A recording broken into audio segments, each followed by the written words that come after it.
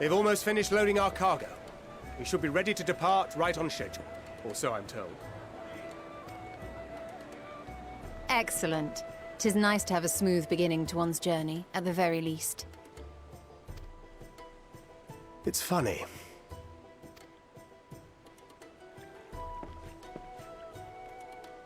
Master Louis Soir came here on a ship very much like this one. And now, years later, the street urchin he befriended that day is bound for his mentor's homeland. With his mentor's grandchildren, no less. Aye. 'Tis upon reflection that every twist of time's river and fate's whims are brought into sharp relief. Thou hast matured much in the intervening years.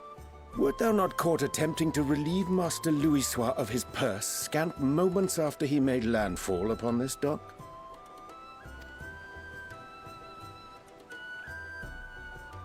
Oh, really? Now that's a tale I'd like to hear.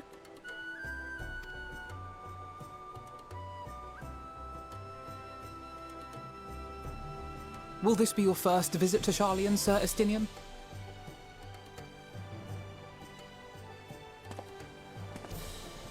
Sir Estinian?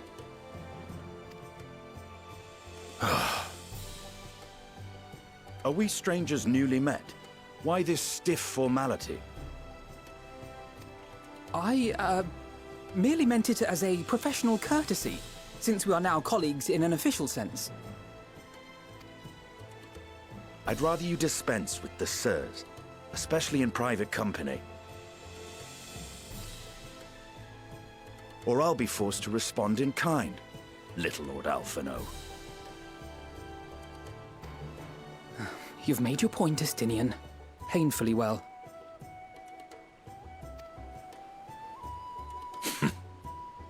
Better.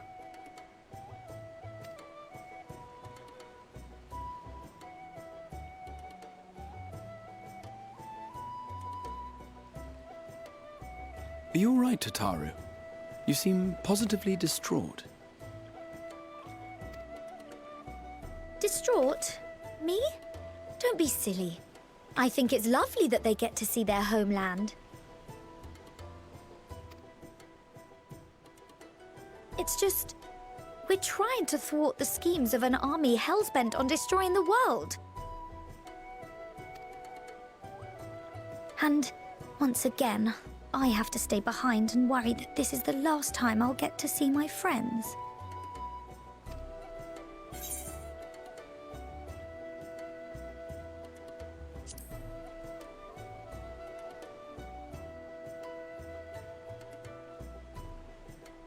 I'll hold you to that.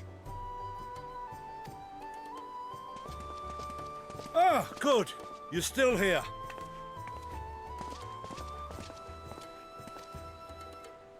Hori! Coulternay! What brings you all this way? We're to assist the Maelstrom and the Kobolds with a lunar primal operation, so we thought we'd see you off before heading to the tower. Flamine and the others wish you all a safe journey, and promise that they'll look after things here until you return. We will too, of course. Aye. We, your fellow Scions of the Seventh Dawn, will do our part to ensure the end of the world won't happen on our watch.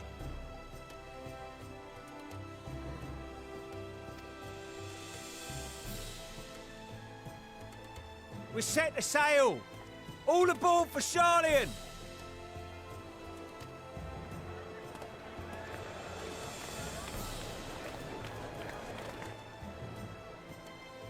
It's time.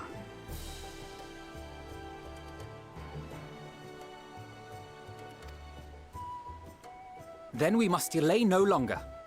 We will contact you the moment we learn aught of value. Wish us luck.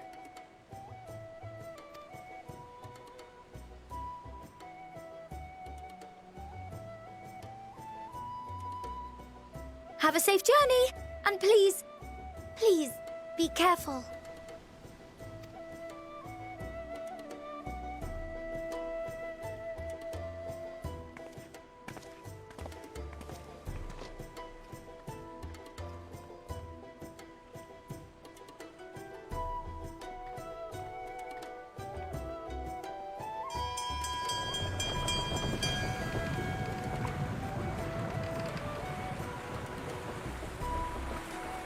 And so you venture forth unto the unknown. A fate beyond the horizon that cannot be divined. A future undefined and in flux. In uncertain times, naught but the simplest words of wisdom will suffice.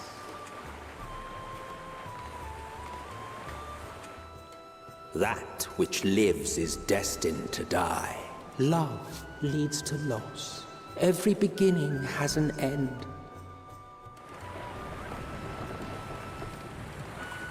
Treasure every moment, every step of your descent.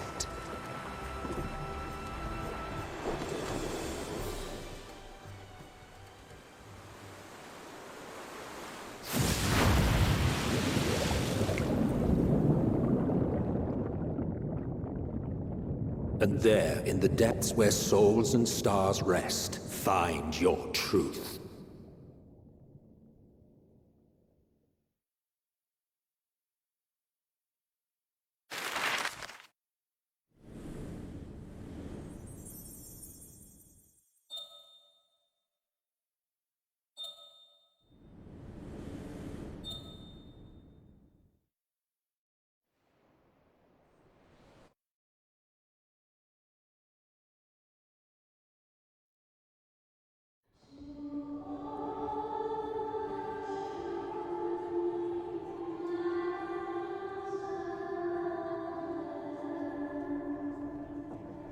Here.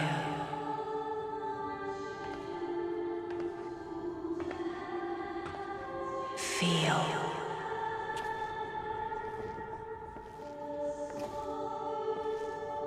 Think.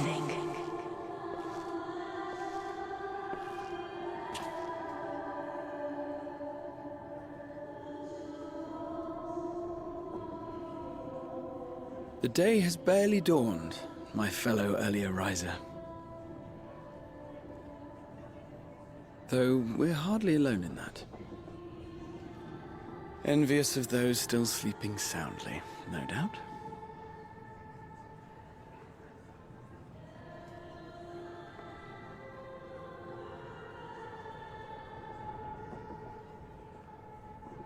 Called out to you, you say? I've heard nothing myself.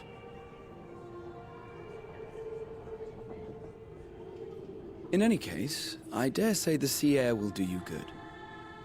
Why not join the others on deck? Charlian should be coming into view at any moment.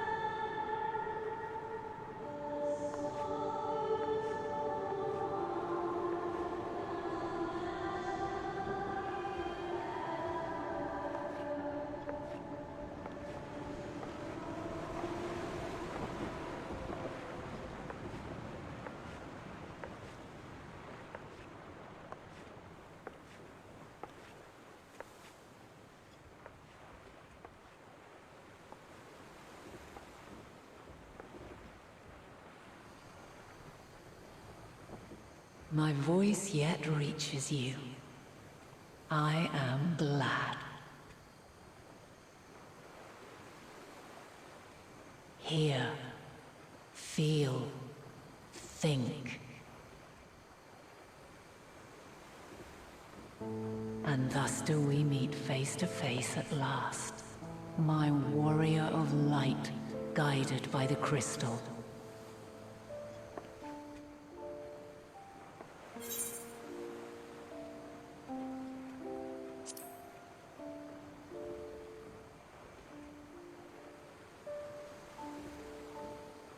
After your sojourn in the First, I believe you have your answer.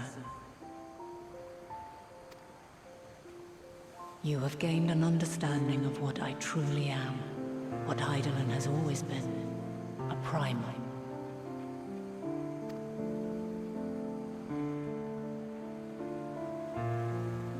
Zodiac was created to forestall the apocalypse which threatened the ancient world. And I was brought forth to bind him. Yet 7 times now, those who would orchestrate a return to that bygone era have rejoined a shard to the god I had sundered. The greater his strength grows, the swifter does mine own diminish. The power to draw your mind into the rift betwixt is no longer mine to wield.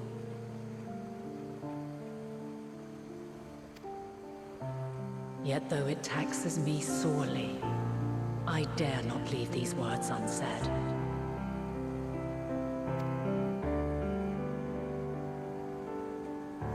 Even bereft of my guidance, you and your companions have accepted the burden of this star's troubled past. A conjunction has begun to form, an intertwining of your time and mine.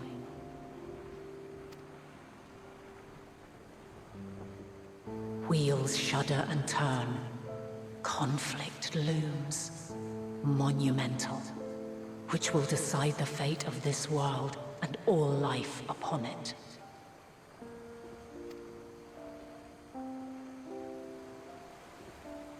When you truly understand what is at stake, and your journey has prepared you to surmount the insurmountable, then shall I honor the promise made in another time, another age.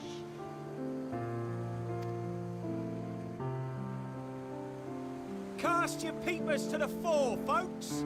Sharlayan's just over yonder. I will not keep you further. Your traveler's heart must yearn to behold this unfamiliar land. We shall meet again, and soon.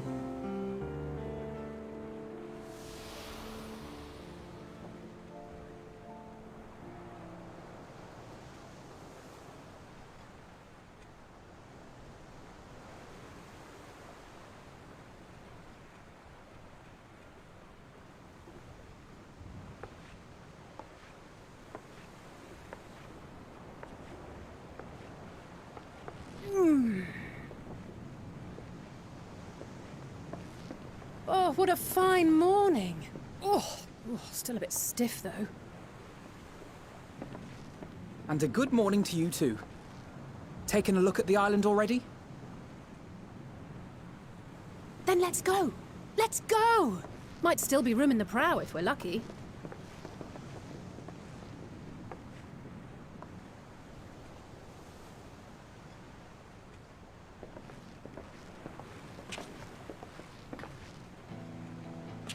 Ah, the sleepers have arisen. There she is.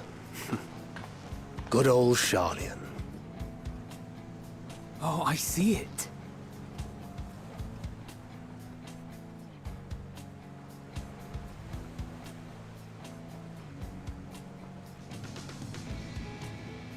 Home. Home at last. Well, maybe not in Father's eyes, but we'll manage on our own, if we must. You do know you're not alone in this, don't you? Indeed. 'Tis as Sir Estinian saith. Forget not the comrades who boarded this ship at your side, I prithee.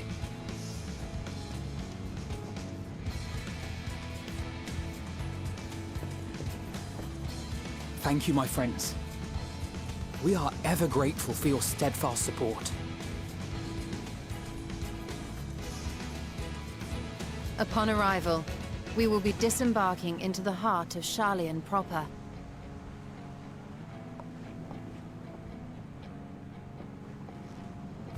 There is no greater concentration of wisdom in all the world. I am confident that somewhere within that center of knowledge and learning, we will find the answers we seek.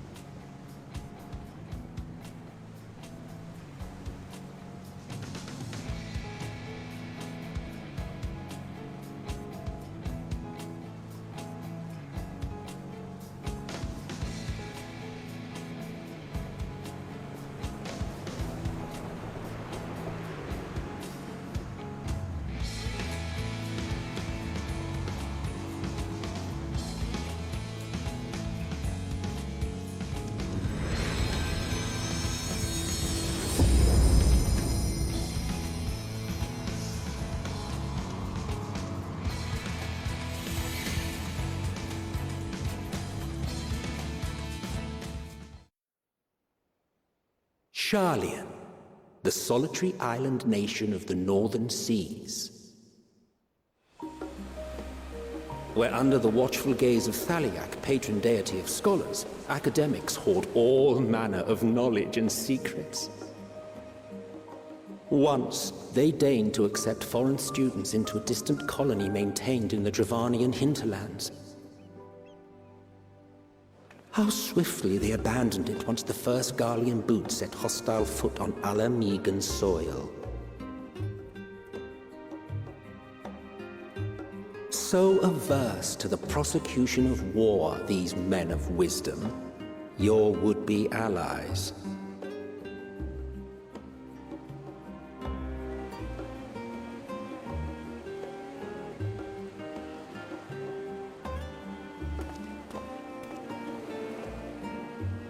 I thought they'd never let us off the ship.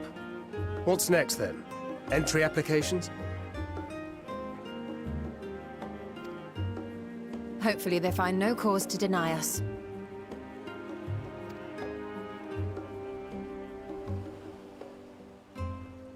Hasn't Sharlian all but severed relations with foreign powers? Those of us without direct ties, myself included, may be refused outright.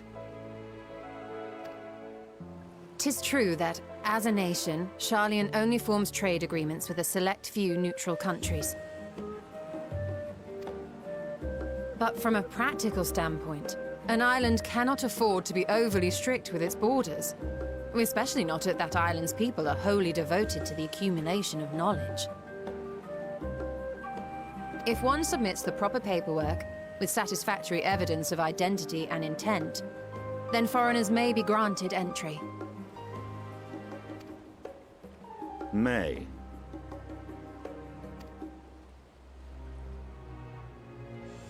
Quite. So let us be absolutely clear on these points before we proceed. The immigration officer will ask for your affiliation and your purpose of visit. Considering Sharlian's views on intervention, I strongly suggest we avoid any mention of the Scions.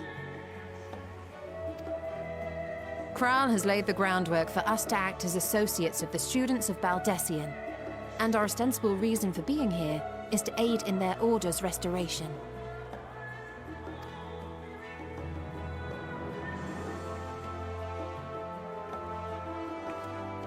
Grahatir, it might expedite our progress should an actual student be seen at the head of our little group. Would you mind leading the way? Of course. The immigration officers were this way, as I recall. Shall we?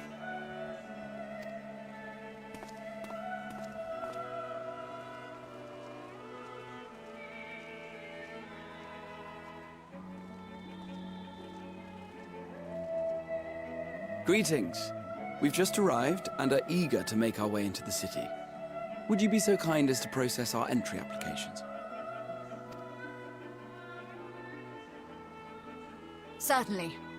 I see by your mark you are an Archon. I am. Grahatir of the Students of Baldessian at your service. I was assigned to an Eorzean survey team, but have returned to assist with the reformation of my order. My associates here will provide additional support.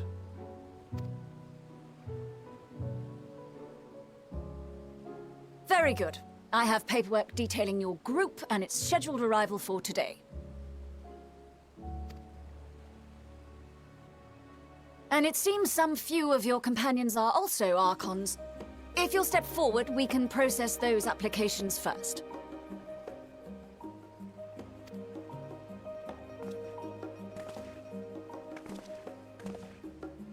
Ishtola rule.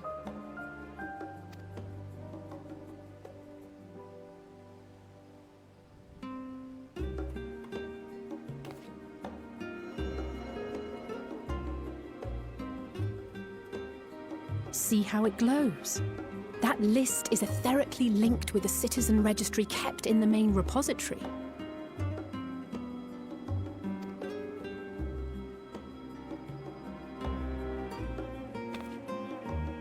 I've confirmed your status as Archons and amended your travel records accordingly. Welcome home. Now, who do we have here?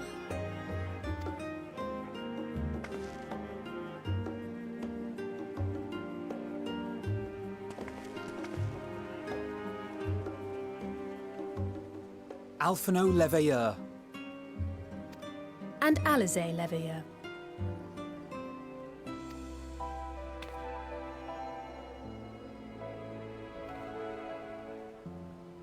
Your applications have also been approved. Having said that, the streets are abuzz with talk of how House Leveilleur's lord disowned his young progeny.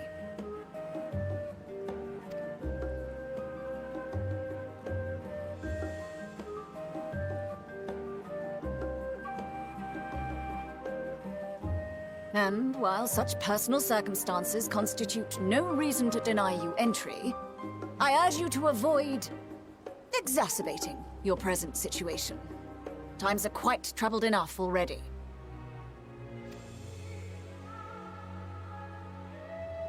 We shall keep that in mind.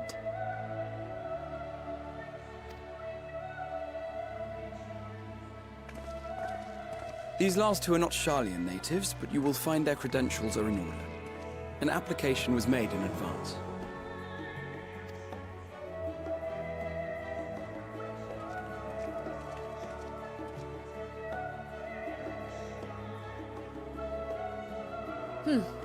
Name and occupation?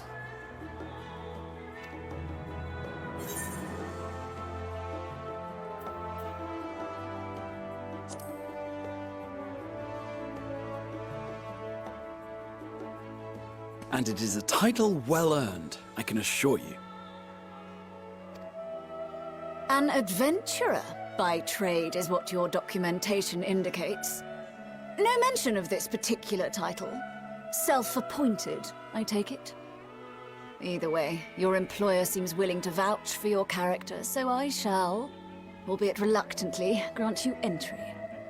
Champion. And you, sir? Estinian Valeno, formerly of the Order of the Knights Dragoon in Ishgard. Formally, at least. And what, pray tell, is your profession now?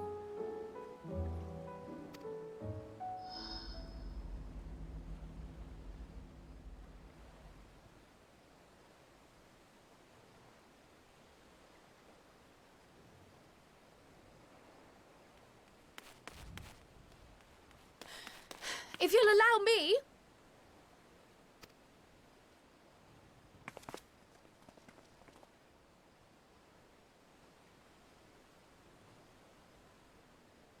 My associate is a mercenary, hired for his strength at arms.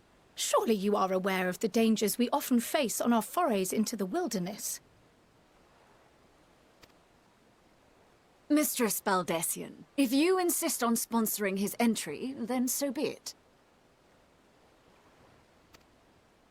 But while I appreciate that desperate times call for desperate measures, I find your choice of company concerning. Be advised that even a single misstep may have severe repercussions for your organization.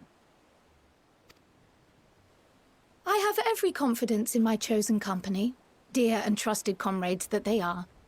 But I thank you for your concern.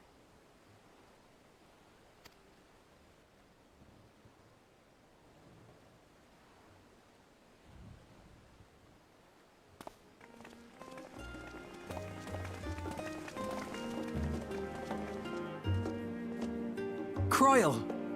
It is good to see you.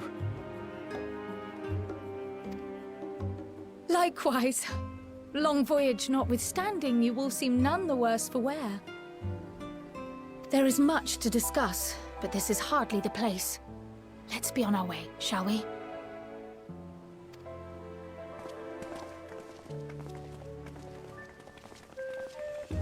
Oh!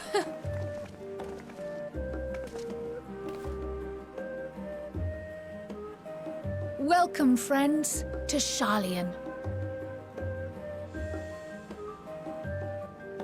As your mercenary, I should hope my welcome includes a generous salary. Well, I had to say something. Sir Taciturn.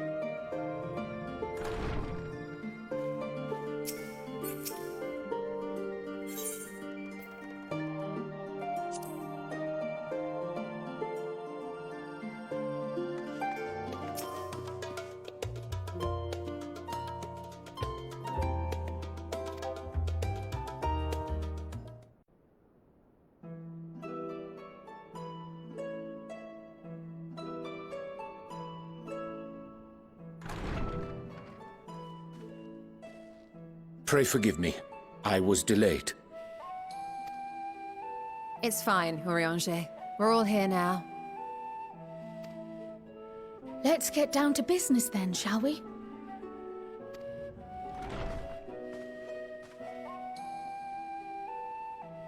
Come what may, we must prevent the Telophoroi's plans from coming to fruition. At present, I see two paths for gathering the information which may aid us in achieving that goal. The first involves an investigation into the change which has come over Sharlayan, not to mention the recent inscrutable behavior of the Forum. As most of you know, the 99 members of the Forum are elected from the general populace. This alone guarantees a plethora of opinion with regards to foreign policy. The bibliotheques, for example, are a group of conservatives which would have Sharlayan focus on recording history, while remaining entirely uninvolved in the making of it. And at the other extreme, we have advocates for proactive diplomacy and direct intervention. My grandfather Galef was one such member, as was Archon Louisois.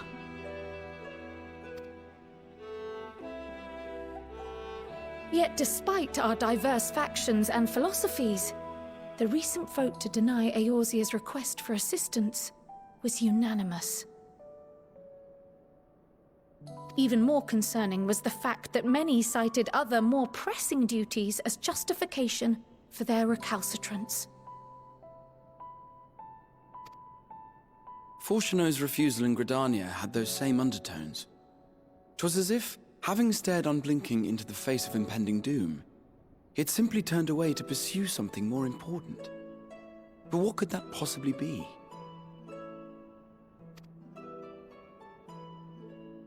A mystery indeed, and one which I ask for your help to solve. Our future may depend on it. As for our second potential path, it concerns a request made directly to the students of Baldessian.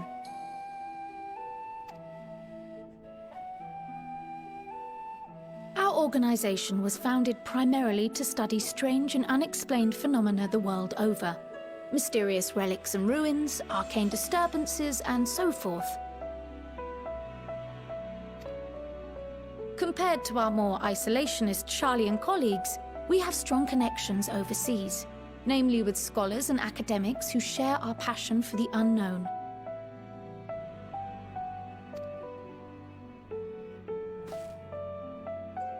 The request in question comes from one such acquaintance, Nidana, an alchemist residing in distant Thavnair.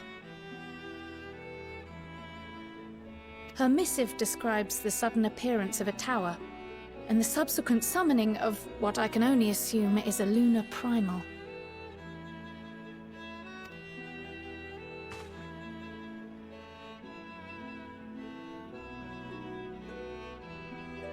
In response to this threat, the satrap of Radzat-Han, the individual who governs the city-state, has instructed the alchemists to find a means to deal with the spire.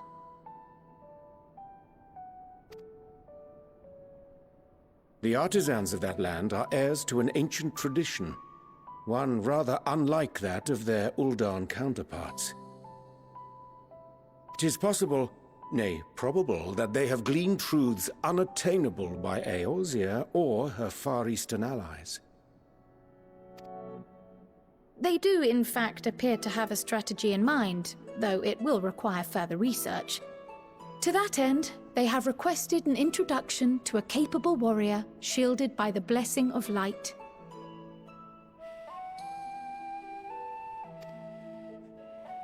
Assuming we divide our forces to pursue both of Kral's lines of inquiry, then having you join the group heading to Thavnair would seem the obvious choice. But the investigation in Sharlayan is of vital importance as well. Equal, I think, to the Thavnairian one, given that the fate of the world may hinge on the results of both. Yes, it is quite the quandary. Though it is a great imposition and an altogether too common one, Our efforts would be more likely to succeed were you to lead the charge on both fronts.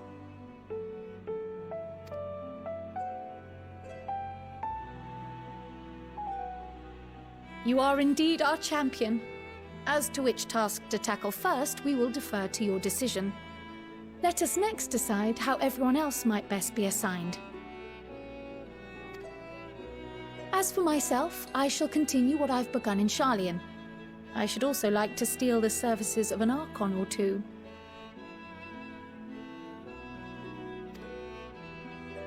And thereby gain access to a greater range of reading material. I will help with that. Allow me to offer my assistance. I have some small amount of experience in the field of research.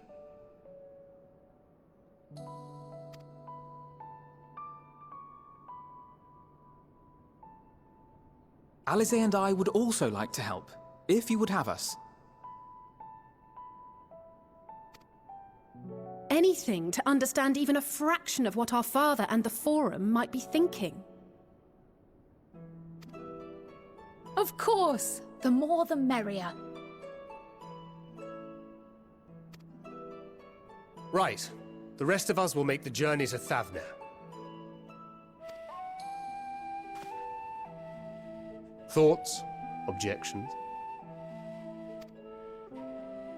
I passed through Thavner on my way to infiltrate the Empire, and though I'm not qualified to give a guided tour, I did gain a sense of where things lie.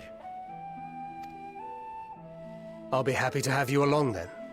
So for this group, it will be you, me, and Urianger. Give me a moment afterwards, and I'll supply you with all the details of Nadana's request.